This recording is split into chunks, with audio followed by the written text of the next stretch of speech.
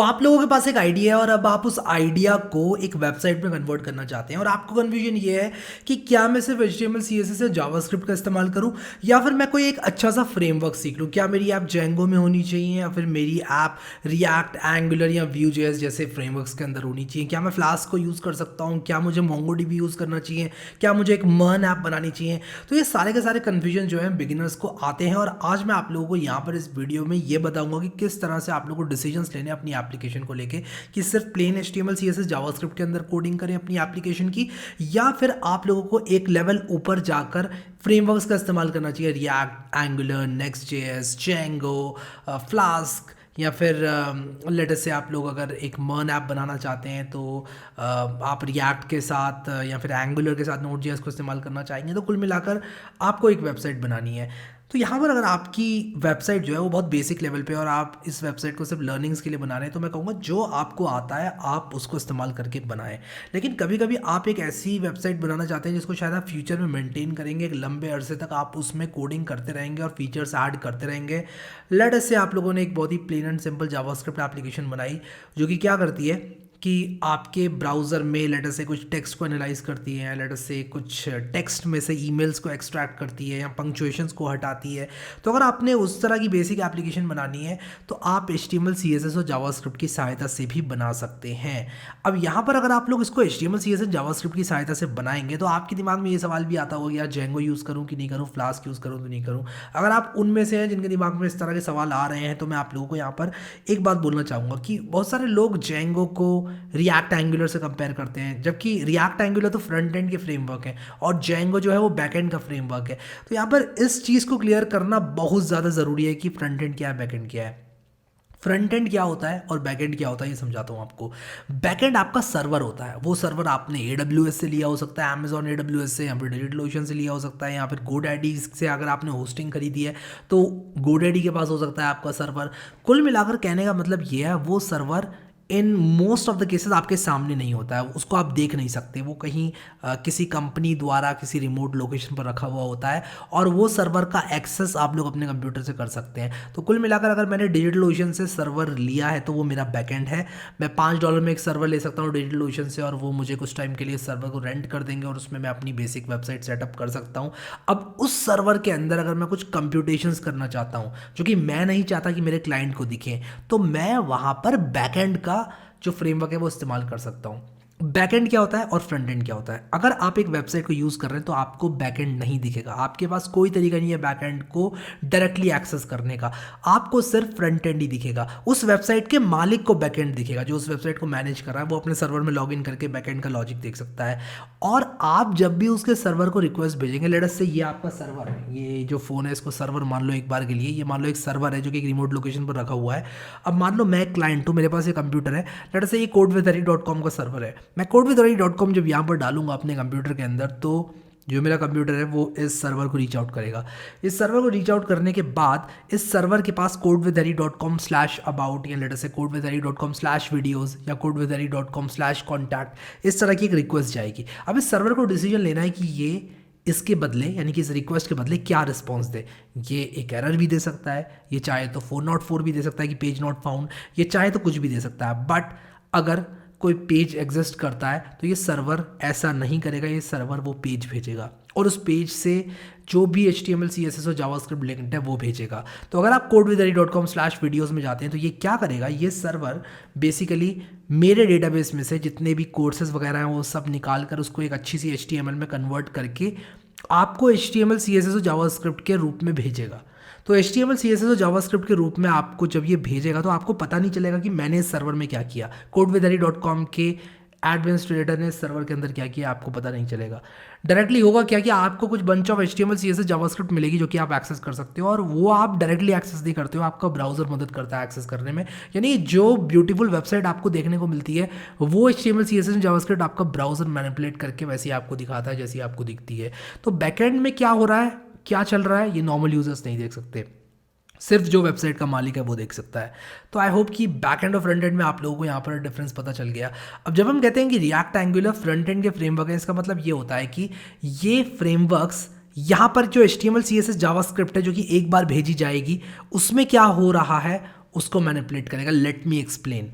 Single page applications में क्या होता है कि ये जो HTML CSS और जावास्क्रिप्ट का बंडल हम भेज रहे हैं, जो हर बार भेजा जाएगा codewithari.com/videos के साथ, codewithari.com/contact के साथ, सिंगल पेज एप्लीकेशन में क्या होगा कि आप कोई सा भी पेज एक्सेस करें, एक बार बस आपको HTML CSS जावास्क्रिप्ट भेज दी जाएगी। अब ये जावास्क्रिप्ट टेक ओवर कर लेगी और ये जावास्क्रिप्ट आपके फ्रंट एंड के लॉजिक को मैनिपुलेट करेगी, यानी कि आप अब अपने पेज को रिलोड होता हुआ in most of the cases नहीं देखोगे और सिर्फ APIs के थ्रू डेटा पॉपुलेट किया जाएगा अलग अलग रीजन्स पे आपके पेज के, जो कि एक बहुत अच्छा यूज़र एक्सपीरियंस देता है। अगर आपने ट्विटर, फेसबुक या यूट्यूब भी अगर आप लोग एक्सेस करते हैं तो आपने ये चीज़ देखी होगी। तो कुल मिलाकर ये फ्रंट एंड के फ्रेमवर्क्स के द्वारा अचीव किया जाता है।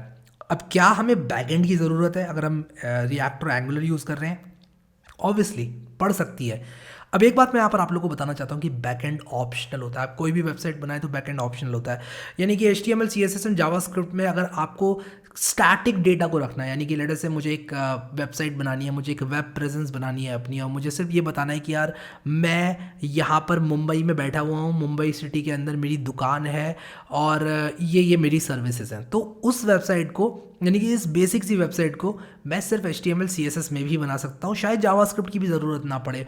बट अगर मुझे क्लाइंट साइड में थोड़े बहुत लॉजिक वगैरह लिखना है, मैनिपुलेशंस वगैरह करना है, तो शायद मुझे जावास्क्रिप्ट की ज़रूरत भी पड़ जाए। तो कुल मिलाकर कहने का मकसद ये है कि जो बैकएंड होता है उसके अंदर डेटाबेस, APIs और आपके पेज को, यानी कि आपकी रिक्वेस्ट के बदले क्या रिस्पॉन्स भेजा जाए, वो किस तरह से करना है मैनिपुलेशन, ये सारा बैकएंड में होता है। बट इस केस में क्या होगा, अगर आप लोग एक बहुत ही बेसिक स्टैटिक वेबसाइट बना रहे हैं जिसमें 3-4 पेज हैं, आप सिर्फ 4 .html फाइल्स बनाकर सर्वर पर डाल दोगे और एक दूसरे को लिंक कर दोगे उन चारों HTML फाइल्स से, और आपको किसी भी फ्रेमवर्क की ज़रूरत नहीं पड़ेगी, आपको शायद जावास्क्रिप्ट की भी ज़रूरत ना पड़े और बैकएंड की ज़रूरत तो आपको पड़ेगी ही नहीं अगर आप इतनी बेसिक वेबसाइट बना रहे हो। अब अगर आप लोग इतनी बेसिक वेबसाइट बना रहे हो तो डेफिनेटली आपको कोई फ्रंट एंड का फ्रेमवर्क वगैरह यूज़ करने की ज़रूरत नहीं है, बैकएंड का यूज़ करने की भी ज़रूरत नहीं है आप लोगों को कोई फ्रेमवर्क, क्योंकि आपका बैकएंड तो है ही नहीं, आप तो सिर्फ एक स्टैटिक साइट बना रहे हो। अब यहाँ पर अगर आपको थोड़ी सी भी मिनिमल राउटिंग चाहिए, अब राउटिंग का क्या मतलब है कि आप चाहते हो कि एक पेज से दूसरे पेज पर जब आप जा रहे हो तब आपका पेज रिलोड ना हो, तो आप एंगुलर का इस्तेमाल कर सकते हो। रिएक्ट मैं रिकमेंड नहीं करूंगा वहाँ पर, क्योंकि एंगुलर में सब कुछ एक जगह पर सेटअप होता है, उसका जो फाइल स्ट्रक्चर है वो एकदम क्लीन होता है। आपको सिर्फ एक कंपोनेंट बनाना है, उस कंपोनेंट की CSS और थोड़ी बहुत टाइपस्क्रिप्ट आपको यूज़ करनी पड़ेगी और आपका काम बड़े आराम से हो जाएगा। तो यहाँ पर कुल मिलाकर कहने का मतलब ये है कि स्टैटिक वेबसाइट्स में तो आपको जावास्क्रिप्ट की भी ज़रूरत नहीं पड़ेगी, HTML CSS में भी काम हो जाएगा। अगर थोड़ा बहुत आपका लॉजिक है, जो कि बहुत कम आप लोग लॉजिक इस्तेमाल कर रहे हैं अपनी एप्लीकेशंस में, तो आप HTML CSS जावास्क्रिप्ट से बना सकते हैं। लेकिन कभी भी आपको ऐसा लगता है कि आपकी एप्लीकेशन की कॉम्प्लेक्सिटी बहुत ज़्यादा होने वाली है, फॉर एग्जांपल लेट से आपके जो कंटेंट है वो बहुत ज़्यादा है और आप चाहते हैं कि आप डेटाबेस से पुल करें या फिर आप बार बार अपडेट करेंगे कंटेंट को, तो definitely manually HTML CSS JavaScript files में जाकर कंटेंट को अपडेट करना is not a good way. आप एक बैकएंड बनाएंगे, उस बैकएंड का एक डैशबोर्ड बनाएंगे और वहाँ से अपडेट करने की प्रक्रिया को जो है आप पॉसिबल बनाएंगे अपनी APIs के थ्रू, और डेफिनेटली आप लोग को एक बैकएंड की ज़रूरत पड़ेगी यहाँ पर। तो कुल मिलाकर अगर मैं आप लोगों को बहुत शॉर्ट में बताऊँ तो बेसिक एप्लीकेशन के लिए HTML CSS, थोड़ा सा भी क्लाइंट साइड लॉजिक है तो HTML CSS जावास्क्रिप्ट, अगर आपको थोड़ी बहुत राउटिंग चाहिए तो एंगुलर, अगर आपकी बहुत ही कॉम्प्लेक्स एप्लीकेशन है जिसमें आपको राउटिंग वगैरह सब कुछ चाहिए, एक सिंगल पेज एप्लीकेशन बनानी है,